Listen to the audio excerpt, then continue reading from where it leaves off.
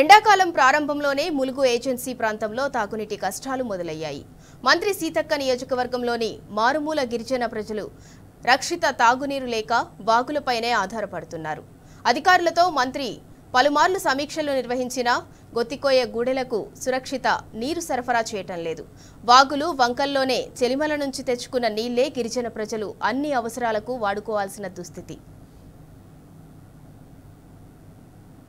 వర్షాకాలం అయితే బురద అవుతుంది, ఎండాకాలం అయితే మొత్తం చిక్కిపోతుంది సార్. మాకు ఫారెస్టోళ్ళు వచ్చి ఇక ఇది వద్దు అది వద్దు వయ్యొద్దు ఇది అది అంటారు సార్. మాకు బోర్ వేపిస్తే చాలు సార్. మాకు ఇప్పుడు ఇదే నీళ్ళు తాగుతున్నాం సార్, బురద నీళ్ళే.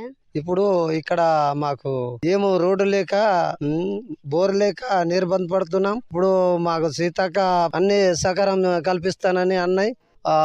వర్షాకాలం బురద వస్తున్నాయి. ఇప్పుడైతే మొత్తం నీళ్ళు లేక మోటార్లు గిట్టలు కూస్తుండ్రు కాబట్టి అది కూడా బట్టలు గిట్టలు ఉతకటానికి తాగటానికి కూడా నిర్బంధం ఉంటున్నాయి. మరి దీనికోసం మాకు ఏదైనా బోరు గీరు సెంచం చేసి ఏ ఇంటికి ఆ ఇంటికి పెట్టించి మళ్ళా మాకు అందుబాటు చేసి పెడితేనే మంచి